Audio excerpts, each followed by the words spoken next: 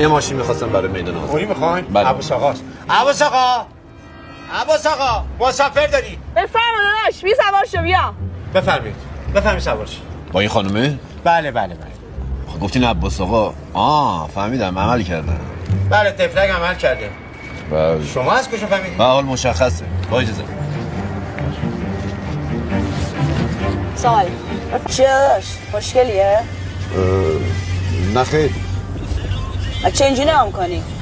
همینجوری. قیافه شبیه اونایی که خواهی چه پرسن روشون نمیشه. واقعیتش همینطور هم هست. یک سوالی داشتم میخواستم بپرسم روم نمیشد. میدونید میخواستم بدونم که آیا عملش سخت بود؟ ای بابا از این بچه ها دهن‌لقی کردن. زایه کوچیک بود چندی انداختیمش تو. هم ناراحت اینیم که ای کاش شوهر خدا بیامرزم موقع که زنده بود این کارو میکردم. ایوونکیت هر موقع ما رو توی شرایط بود خیلی اذیت میشد. یعنی شما شوهرم داشتی؟ دم شما گرم دیگه، دم شما گرم. اگه ما ایبورات چیزی داریم که شوهر نداشته باشیم چه حرفی آخه؟ نه منظورم با وضعیت قبل از عملتونه اون موقع.